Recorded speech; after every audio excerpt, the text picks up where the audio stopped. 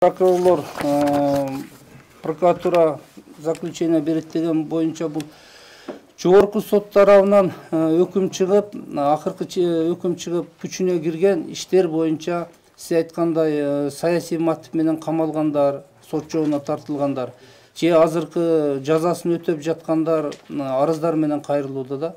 Ушул жерде жазык процессуалдык кодексинде 443 беренесинде алар өздөрү жогорку сотко түз кайрылып, жаңачылган жагдай боюнча каратканга укугу бар да. Бирок экинчи норма 444-тө 444 беренеде прокурордун заключениясы менен деген жери бар. Ошондо эки норманын кайсынысын бүгүн практика жүзүндө ишке ашырабыз, мен ушул боюнча айттым. Бул ошо жарандардын укугу тебеленген боюнча да соттолуучулардын.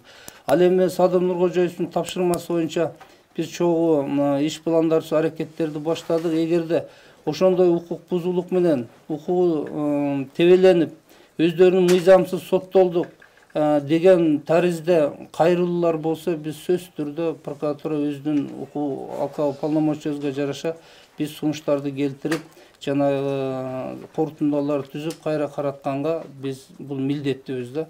Менин баш прокурор катары жеке милдетим эч качан бардык нерседен адамдын укугу бийик болуш керек. Адамдын укугу эч качан тебеленбеш керек. Эгерде адамдын укугу тебеленип, мыйзамсыз соттолсо, мыйзамсыз айып ашыкча угузулса, бул албетте прокуратура кызматкерлеринин күнөөсү. Себеби мурдатан калып калган башынан ушундай иш аракеттер жүрүп келет. Эгерде кайсы бир орган иш козгосо, ал сөзсүз соттон өтүп, ошол адам камалыш керек да. Буга прокуратура кызматкерлери дайыма өбөлгө түшөт.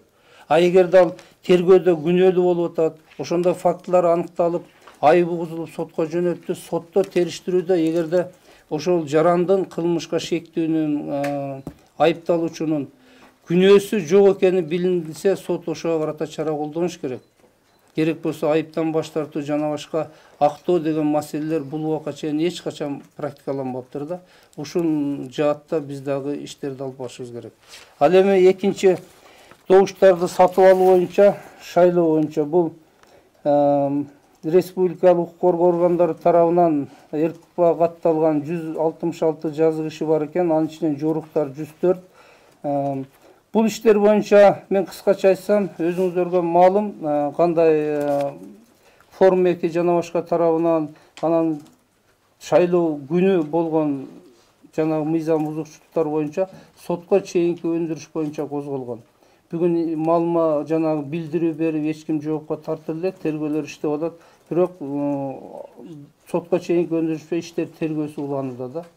Жыйынтыгын чыгарганга бизде тиешелүү 5 кылмыш иши соттук кароого жөнөтүлдү. Бүгүнкү күндө жөнөтүлдү. 5 кылмыш соттук кароого жиберилиптир. Ал эми жанагы өткөндө коомчулукка да баш прокурор көңүл бурсун, борбордук шайлоо комиссиясы боюнча милиция кызматкерлери текшерип атат деген маалыматтар чыкты го. Ошого тиешелүү суроокко мен жооп берип коеюн, мүмкүн берилиши мүмкүн.